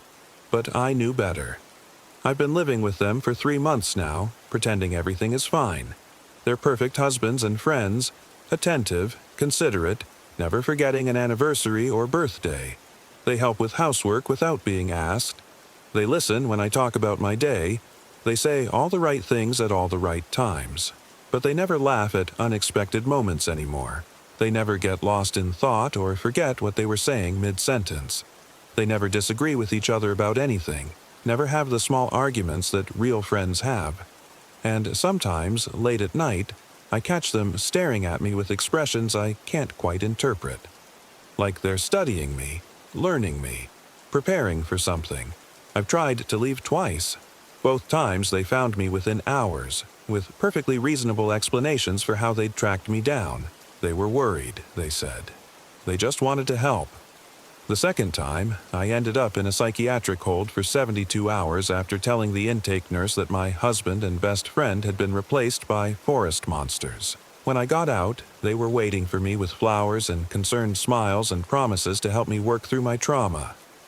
I know what you're thinking. You think I'm crazy, that the stress of our camping experience triggered some kind of paranoid delusion. That's what the doctors think, too. That's what Derek and Marcus think, with their perfectly sympathetic expressions and their gentle suggestions about therapy and medication. Maybe they're right. Maybe I am losing my mind.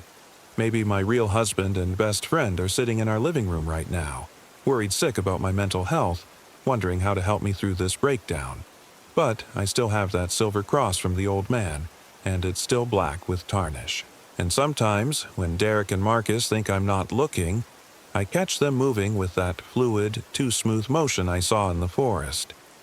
I see them standing perfectly still for minutes at a time, like machines powered down between tasks.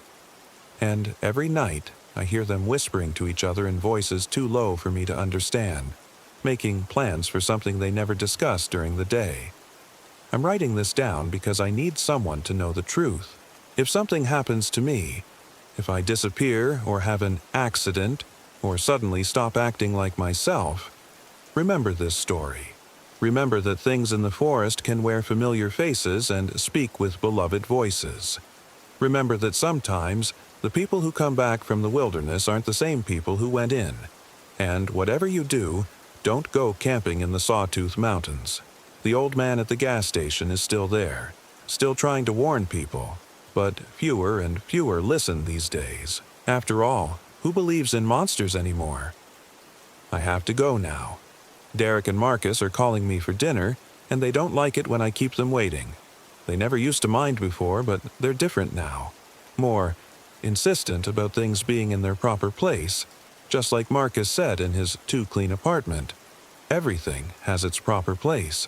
And I'm beginning to think mine might be in the forest, down in the dark where it's safe. At least, that's what the voices keep telling me when I dream.